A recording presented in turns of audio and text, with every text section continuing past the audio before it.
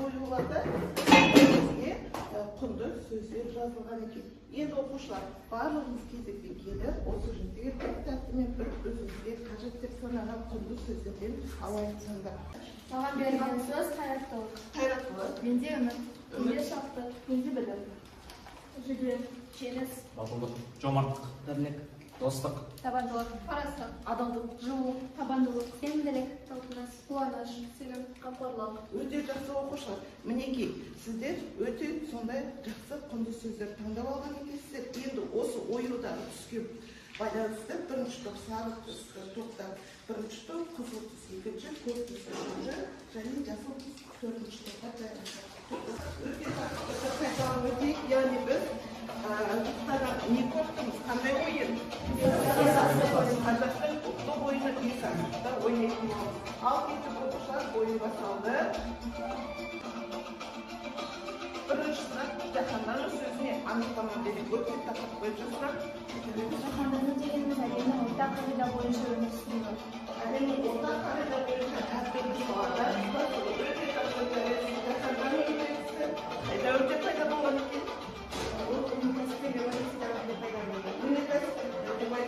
Өте жақсы дұрыс.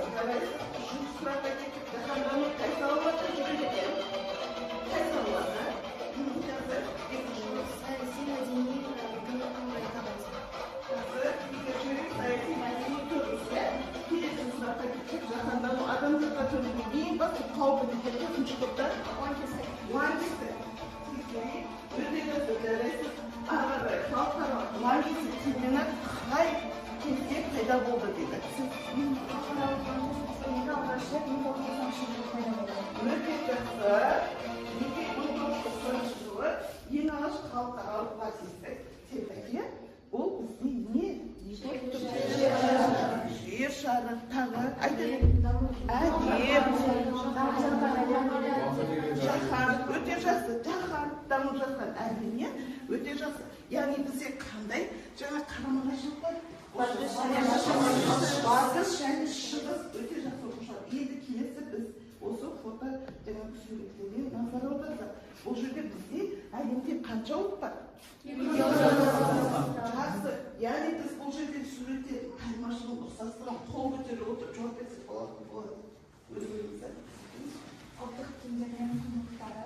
Ұлттық киімдер мен құндылықтары, иә, әртүрлі, иә, жақсы. Әр ұлттың мәдениеттерінің айырмашылықтары. Біздің салт-дәстүрлері жақсы. Екінші топ Өмір сүру мәдениетіміз. өмір сүру мәдениеті. Яғни бұны барлығымыз не деп айтамыз? ұлттық құндылықтар. Ұлттық құндылықтар. Өте жақсы. Яғни біздің ұлттық құндылықпен өткен тақырыбымыздың қандай байланысы бар? Өте жақсы. Әр мемлекет жаһандану үдерісінен қалмауы керек, бірақ солайша өз дәстүрін, салт-дәстүрін сақтау керек. Жақсы оқушылар, өте жақсы. Яғни біздің бүгінгі жаңа саламыздың тақырыбы жаһандану жағдайында ұлттық бірегейлікті қалай сақтауға болады. Яғни ұлттық бірегейлікті қалай сақтап қала аламыз деген сұрақ бойынша өтетін боламыз. Яғни оқу бағдарламасына сәйкес оқу мақсаты алдымызда көрсетіліп тұр. Және түрлі тапсырмаларды орындау кезіндегі қол жеткізетін мақсат мысалдарымызда көрсетіліп тұр. Жақсы оқушылар. Енді оқушылар картамен жұмыс жасап жүрелік. Әлемдегі мемлекеттерді барлығымыз білеміз. Енді туларына қарап таба аламыз екен.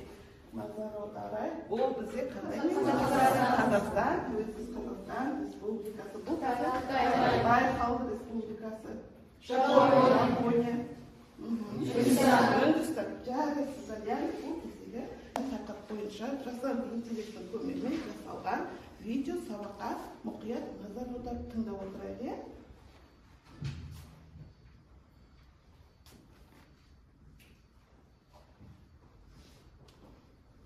Дегеніміз әлемнің гомогенизациялануы, ортақ қағидалар бойынша өмір сүруі, жаһанданудың күшеюі, мәдени үдерістің шиеленісуі мен өзара астасуы әрбір мемлекетке ұлттық мәдениетті және өзіндік таным. Мінекей оқушылар ұлттық дәстүр мен рухани құндылықтарды сақтап, оны әлемге таныту және басқа халықтарды құрметтеу қазіргі мәдени дамудың негізі. Өте жақсы оқушылар тыңдап болсақ, қандай құнды ақпарат алады, не түсіне алдық? Еркін. ой пікір білдіріп жатыр. Жаһандану ол әрбір мемлекет үшін пайдалы, бірақ біз өз құндылықтарымызды, салт-дәстүрлерімізді, әдет-ғұрыптарымызды сақтайтынымыз керек. Өте жақсы, жарайсыз. Жаһандану ұлттық бірегейлікті жоймайды, бірақ мәдени бірегейлікті, жеке бірегейлікті халықтың өз орнын табуға қамтамасыз етеді. Жарайсыз. Жаһандану мәдениеттерді жақындастырады, бірақ ешқашан мәдениет жоғалмауы керек. Мәдениет жоғалмау керек. Айта берушілер бар ма? Тағы да еркін. Әрбір жаһандануға қалмау керек, бірақ оның мәдениетінде сақталу керек. Өте жақсы, жарайсыздар. Яғни бұл біздегі бүгінгі жаңа тақырып бойынша айтылған мағлұматтар. Мінекей барлығы осы жерде айтылған. Яғни жаһандану дегеніміз түрлі салада дамып отырған иә. Бұның барлығы сіздер білесіздер, әртүрлі термин сөздер алдарыңызда барлығы жатыр иә. Барлығы өткен тақырып бойынша. Енді оқушылар, бірінші тапсырма бізде осындай үлкен жаңағы топтық тапсырма болады. Барлығымыз назар аударайық, маған тыңдарлайық. Яғни бұл сіздің топтық бірінші тапсырмаңыз класс оқулары. Бұл жерде жаңағы берік көзбен жұмыс маңыздылық сессиясы бірінші топ бірегейлік маңыздылығына дәлел келтіресіздер. Енді дискриптор алдарыңызда қазір жатыр, және тақтада шығып тұратын осы тапсырмалар қараған кезде оқып уақыт алмай қойып. Екінші топ бізде слот талдау иә. Яғни күшті жақтары мәдениетте, бұқаралық мәдениетке баға беріп, ықпалының қандай сіздерге күшті жақтары әрсіз мүмкіндіктер қауіпқа келеді. Ары қарай кеттік. Үшінші топ құндылықтар, олар ұсыныстар, тіл маманы, кинорежиссер, мәдениеттанушы, білім беруші. Сіздер қалай сақтап қалуға болады деген сұраққа жаңағы болыңыздар. Дискрипторлар ұсыныстар. Шығыс пен батыс қарама-қайшылығы төртінші топ сіздерде. Яғни шығыс пен батыстың сізге көзқарасы қандай болды, дәстүрге өмір мақсаты және қорытынды концепция. Ал енді уақыт кетті. Бірінші тапсырма берілетін уақыт және де мен сендерге есімді өтейін. Яғни алдарыңызда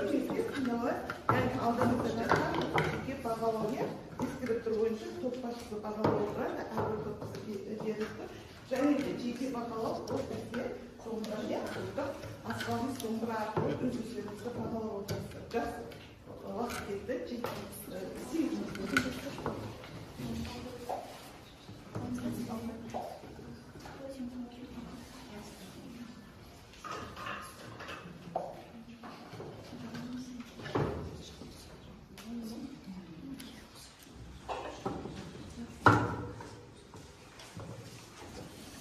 бірлесіп, дауыстап, айтыңыздар.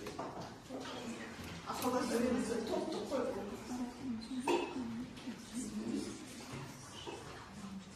Бірлесіп жұмыс жасаймыз.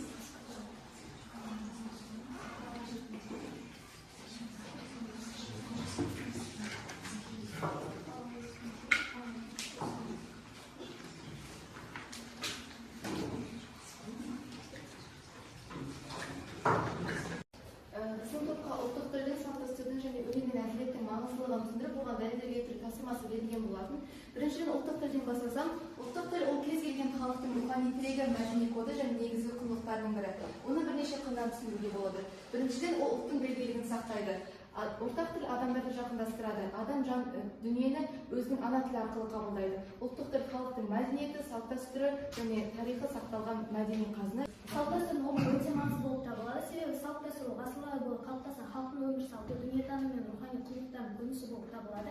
Салт-дәстүр тәрбиенің тиімді жолы болып табылады. Себебі салт-дәстүр адам бойына үлкенге құрмет, кішіге ізет сияқты қасиеттерді баулиды. Оған Әдебиет халықтың тарихи жады, ұлттың рухани байлығын, тарихын көрсетті.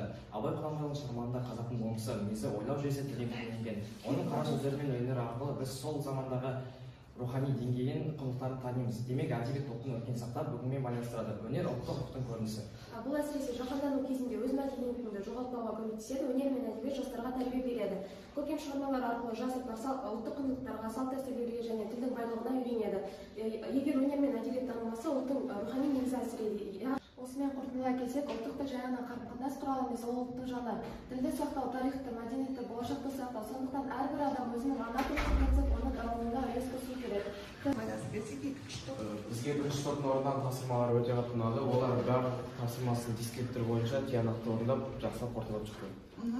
Біз екінші топ бізге сұрыптау тәсіл берілген болатын. Ең алдымен бұқаралық мәдениетке өз анықтамамды беретін болсам, бұқаралық мәдениет ол қазіргі қоғамға үлкен әсер етіп жатқан күштердің бірі болып саналады.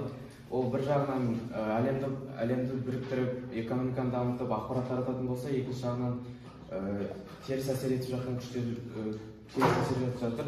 Ол мәдениет құндылықтардың әлсіреуіне әкелуі мүмкін. Сондықтан бізге сапалы контент таңдап, сыни ойлау қабілетімізді дамытуымыз қажет. Ең алдымен біз кіші жақтарынан бастасақ, әлі біз мәдениеттер жақындасын жатқыза аламыз. Әлемде YouTube, Instagram арқылы түрлі халықтардың дәстүр мен музыкасы кең таралуда. Әсер жақтары ұлттық тілдің әлсіреуі. Мысалы, қазіргі жастардың көбі күнделікті өмірде ағылшын орыс тілдерін қолданады. Бұл қазақ тілін қолданыс аясына дамытады. Дәстүрлердің ұмытылуы. Қала жастарының көбісі салт дәстүрлерді толық білмейді. Ал енді мүмкіндіктеріне келетін болсақ, ұлттық мәдениетімізді әлемдік сахнаға шығару, мысалға осы Қазақстан өнерпаздарының әлемдік сахнаға шығуы, және де Қазақстанның өзінің табиғаты және де тарихи орындарына байланысты осы орындарға шетелдік туристерді шақыру арқылы біз өзіміздің туризмімізді дамытуымызға болады, және де біз өзіміздің тарихымызды онлайн форматқа шектеп тұру арқылы біз өзіміздің мәдениетімізді цифрландыруымызға болады, және де өзіміздің ұлттық брендімізді қалыптастыруымызға болады. Соңғысы қауіп-қатерлер. Оған айтатын болса, бірінші мәдени біртектілік. Оған дәлел әлемнің көптеген елдерінде бірдей музыка, фильмдер, мысалы Netflix фильмдері кең таралған. Ең тиімдісі қандай болды осының ішінде? Екінші топқа берген тақырып бұл бұқаралық мәдениетке баға беру болды. Бізге ең тиімді болғаны бұқаралық мәдениеттің оң және теріс тұстарын айта отыра дәлелдермен айқындады. Сонымен қатар тыңдарманға тиімді болу үшін слот форматында талдады. Өз ұсынысымды айтатын болсам, қауіп-қатердің алдын алу жолдарына Жарайсыздар, рахмет. Біздің топқа берілген тақырып ұлттық тілді сақтау мен дамытуда әртүрлі салада ұсыныстар ұсыну болып табылады. Ең бірінші тіл маманы ретінде бастайтын болсам, бұл салада көптеген іс-әрекеттер атқарылуы керек деп ойлаймын. Ең бірінші қазақ тілінде сапалы контенттерді көбейту керек. Ол үшін кітаптарды, фильмдерді, сайттарды қазақ тіліне аударып, қазақ жастарының қазіргі дамыған интернет желілерінде, Instagram мен TikToktарда қазақ тіліндегі трендтегі видеоларды көптеп салу керек болып табылады. Бүгінгі күні жылдан бері келе жатқан ұлттық құндылықтарымыздың 60% ұмытылып, қазақ мәдени мұрасының 40% жоғалып кетіп жатыр. Сол себепті осы орайда мен мәдениеттанушы ретінде айтарым, ең алдымен республика әлемінде 1500-ге жуық қолжазбаларды цифрландыру. Егер мен кино режиссер болатын болсам, онда кино саласында көптеген өзгерістер енгізер едім. Менің негізгі мақсатым ретінде бұл мәдениетті визуалды түрде насихаттау. Қазіргі таңда Қазақстанда, яғни кино саласында болып жатқан басты мәселе ол жастардың отандық фильмге емес, өзге елдің фильміне қызығуы. Мен білім берушісі ретінде негізгі мақсатым ұлттық құндылықтарды келесі ұрпаққа дәріптеу және оны жеткізу болып табылады. Ең бірінші ұсыныстарын айта кететін болсам, мен білім беру программасына ұлттық мәдениеттілікке қатысты пәндерді енгізуші едім. Сабақта ұлттық ойындар, салт-дәстүрлер, мақал-мәтелдерді қолданатын едім. Бұндай қорытындылай келе, жаһандану ұлттық мәдениетті жоймайды, керісінше оны жаңа деңгейде дамытады. Ең бастысы әр сала өз жауапкершілігін түсініп, ұлттық құндылықтарды жаңа форматта дамыту қажет. Жарайсыз. Екі жылыз бір тілек, біздегі 2 жыл жазуға біріншіден мен ұлттық тілді сақтау жолдарын өте жақсы ұсынды деп айта аламын. Және де киноның болашаққа пайдасын өте жақсы сипаттай өттіңіздер, бірақ жаңағы сіздердің дәлелдеріңізді кішкене көбейту керек деп ойлаймын. Өте жақсы, маған қатты ұнады. Сізге берген тапсырма аналитикалық салыстыру, яғни шығыс өркениеті мен батыс өркениетінің тілге көзқарас, дәстүрлер, өмір сүру мақсатын салыстыру. Жаһандану жағдайында батыс пен шығыс өркениетінің тілге бір-біріне мақсатына, көзқарастарына бір-біріне ықпал етіп, кейде бір-біріне жақындасып, кейде тіпті өзара айырмашылықтарында ұстанып келеді. Егер де осы ұстанымдарды толықтай ұстана келе, оларды салыстыратын болсақ, шығыс тіл ұлттық болмыстың рухани мәдениеттің өзегі болып табылады. Бұл шығыс елдерінде тіл ұлттың жаны болып есептеледі. Мысалы, қазақ, жапон, Қытай елдерінде және тағы басқаларында. Тіл қазіргі кезде қарым-қатынас пен ақпарат алмасудың ең басты кілті деп ойлаймыз.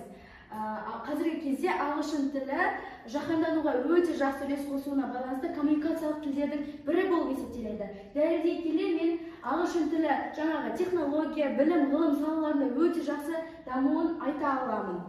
Және де қазіргі шығыс елдерінде ана тілін ұмытпас үшін әртүрлі бағдарламалар мен салаларды дамытуда. Шығыс өркениеті дәстүрлері. Дәстүр қоғамның негізі, үлкенді құрметтеу, отбасылық құндылықтар және ұжымдық сана жоғары. Дәстүрлер өзгертсе де өзегін сақтауға тырысады. Ал батыс өркениеті дәстүрден гөрі жаңашылдық басым мақсаты.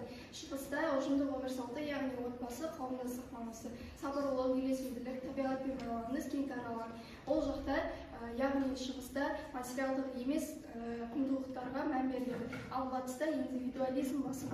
Ол жақта жылдамдық, тиімділік, жетістікке ұмтылу маңызды. Қорытындыға келе, жаһандану жағдайында шығыс пен батыс елдері бір-біріне толықтай ұқсап кетпейді, алайда қазіргі таңда бірлесе отырып жаңа мәдени модельді қалыптастыруда. Яғни шығыс елдері мәдениет пен руханиятты сақтауға бағытталса, батыс елдері даму мен жаңашылдыққа негізделген. Өзіне берілген тапсырма бойынша жақсы айтып шықты, және де екі жақтың қарама-қайшылықтарын ажырата алды. Өте жақсы орындар шықтыңыздар. Енді шаршап қалған боламыз, орнымыздан тұрып, жасанды интеллекттің көмегімен бір кезуға шақырдық.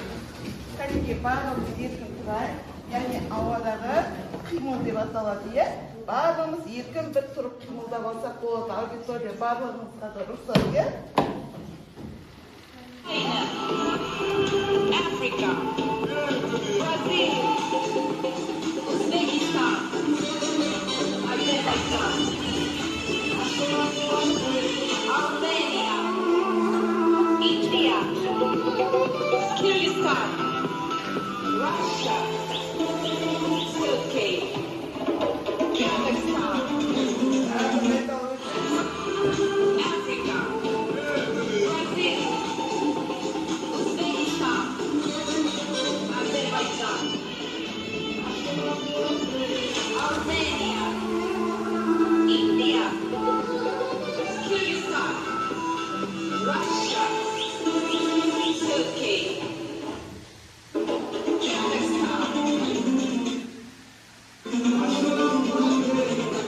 Өте жақсы, голограмма әдісі деп аталады.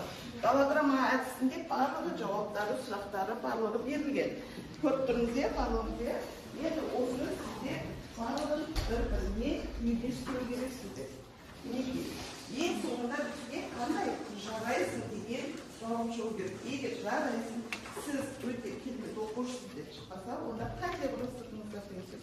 Сіздерге берілетін 3 минут кетті. 3 минутта сіздер класста боласыздар деген тілейміз.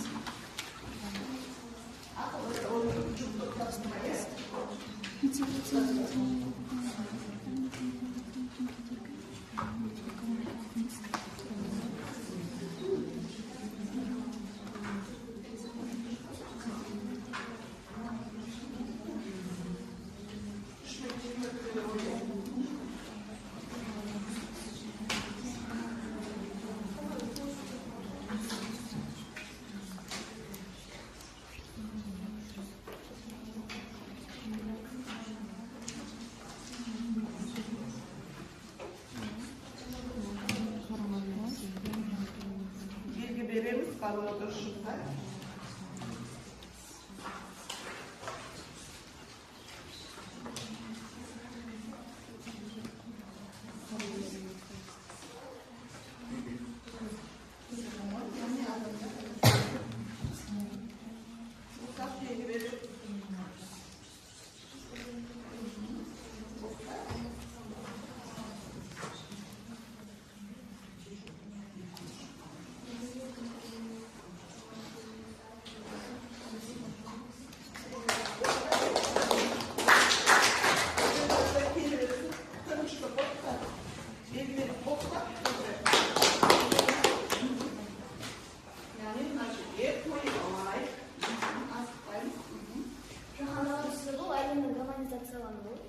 Әлеуметтік интеграция ол қоғамда түрлі топтардың біртұтас жүйеге бірігуі.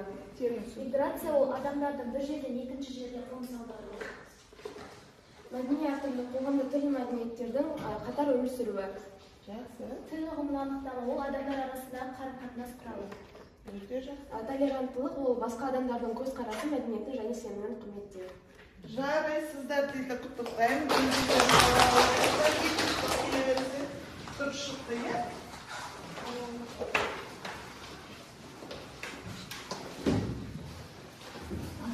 Қойып алайық.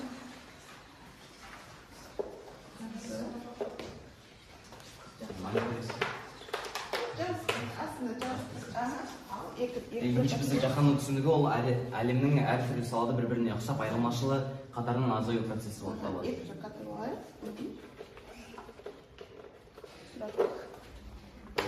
Қай ұғымдар бір-біріне тығыз байланысты?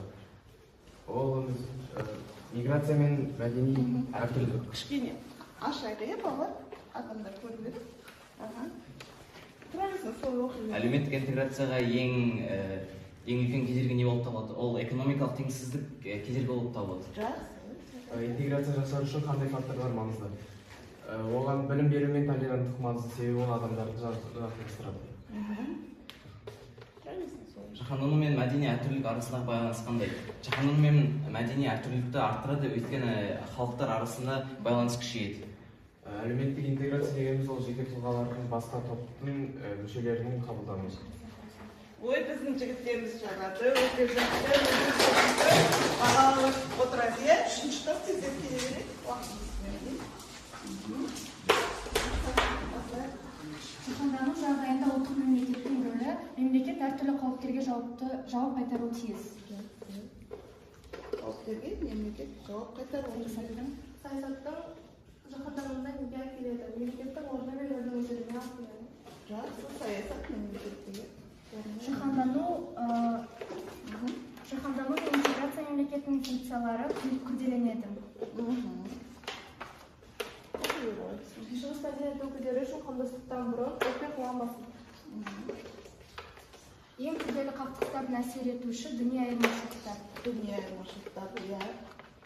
Мәдени гомогенизация белгіледі Голливуд, Макдональдс және Кока-Кола. Иә, мәдени гомогенизация белгіледі, иә. Жаңағы әлем бойынша дамыған жаңағы нелер бренд, иә.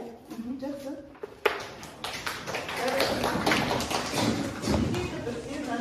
Сіз керемет оқушысыз дейді. Бағалап отырсыз.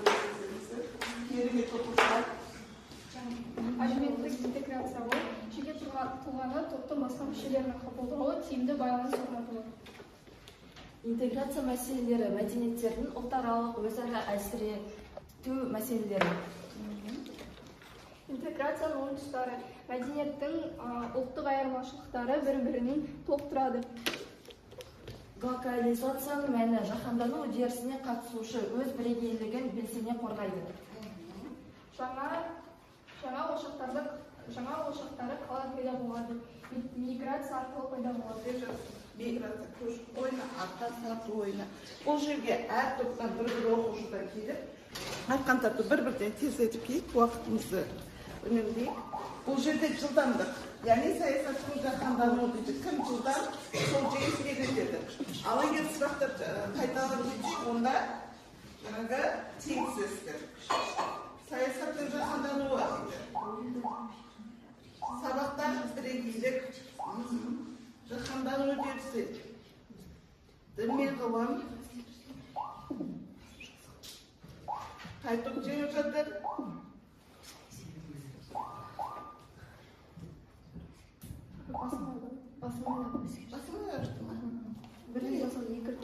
Асықпай басыңызға. Қайталанып кетті ме сұрақтарыңыз?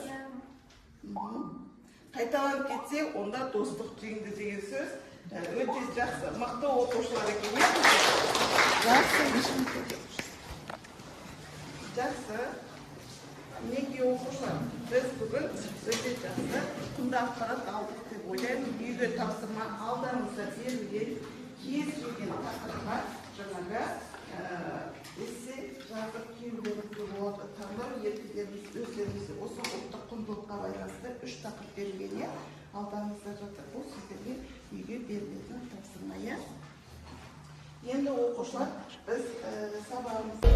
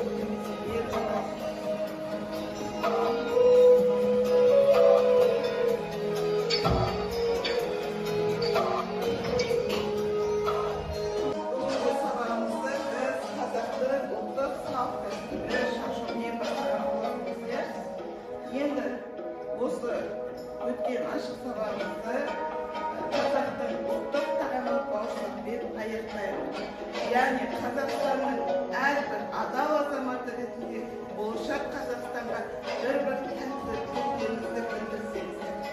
Асықпай кезекпей Азамат тәуелсіздіктің тұғыры әрқашан биік болғанын қалаймын. Рахмет, асықпай. Мен адал азамат Қазақстанның дамуына үлес қосамын. Мен адал азамат тәуелсіздіктің дамуына үлесін қосамын. Мен адал азамат жәнібек өзіміздің елімізді халықаралық деңгейге көтеруіміз және дамытамыз. Мен адал азаматпын, мен өзімнің өмірімді Қазақстанның дамуына қосамын. Мен адал азамат, мен Қазақстанның жаһандануының тақсырын қалаймын. Мен адал азамат, Қазақстанның өнер саласын дамытамын. Мен адал азамат қазақ елінің тәуелсіздігі мәңгі болған. Мен адал азамат Қазақстанда туристік бағыттарға қалаймын.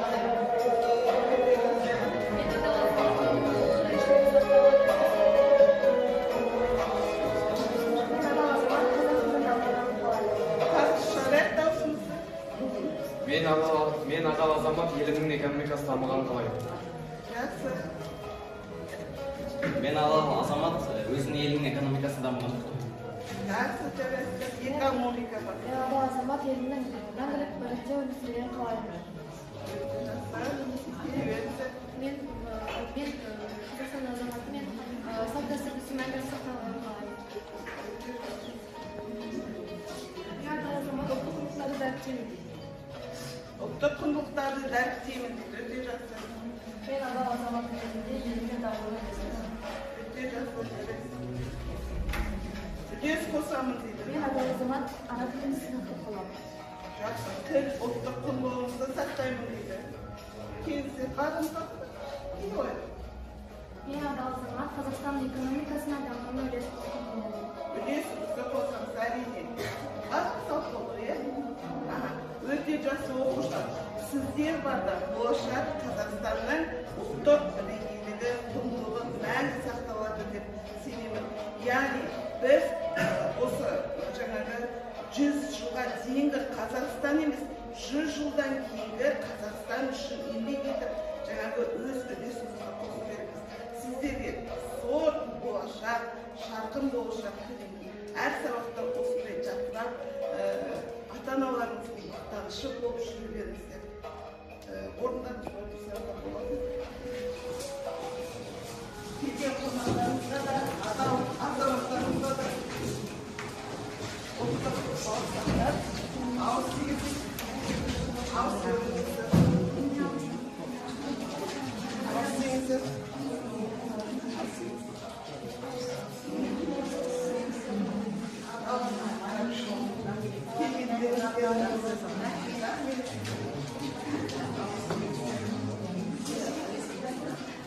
Неке оқушыларымыз бүгінгі сабағымызда көптеген тапсырмаларды орындады, көптеген жаңағы нәтижеге, сабақ мақсатына қол жеткізе алды деген сенімдемін. Бүгінгі сабақ мақсаты орындалды деп ойлаймын. Сабаққа келіп қатысқандарыңызға рахмет. Сау болыңыздар. Жаһандану дегеніміз әлемнің гомогенизациялануы, ортақ қағидалар бойынша өмір сүруі. Жаһанданудың күшеюі, мәдени үдерістің шиеленісуі мен өзара астасуы әрбір мемлекетке ұлттық мәдениетті және өзіндік танымды қорғау мен сақтаудың жаңа жолдарын іздеуге итермелейді. Жаһандану дәуіріндегі бірегейлік мәселесі алдымен жеке бірегейлікті, яғни өзі қоғамның мүшесі ретіндегі адамның тұрақты көзқарасын қалыптастыруын қарастырады. Сондай-ақ халықтың трансұлттық кеңістікте өз орнын табуына мүмкіндік беретін мәдени бірегейліктің болуын қамтиды. Қазіргі заманның басты мәселесі әрбір нақты қауымдастықтың мәдени бірегейлігін сақтау мен дамыту. Мемлекеттің жақсы дамуы басшылар мен зиялы адамдардың ұлттық мәдениетті сақтай отырып, әлемнің озық жетістіктерін дұрыс қабылдай білуіне байланысты. Жаһандану мәдениеттерді жақындастырады, бірақ олардың ерекшелігін жоя алмайды. Оны Жапониядан көруге болады. Мәдениеттер мен дәстүрлердің алуан түрлілігін сақтау, әлеуметтік интеграцияға қол жеткізудегі ең тиімді жолдардың бірі. экономикалық интеграция мен миграция болашақта тек күшейетіні белгілі. Алайда бұл жағдайлар ұлттар мен халықтардың мәдени бірегейлігі мен мәдени алуан түрлілігін сақтауы маңызды мәселе болып қалатыны анық. Мінекей оқушылар ұлттық дәстүр мен рухани құндылықтарды сақтап, оны әлемге таныту және басқа халықтарды құрметтеу қазіргі мәдени дамудың негізі.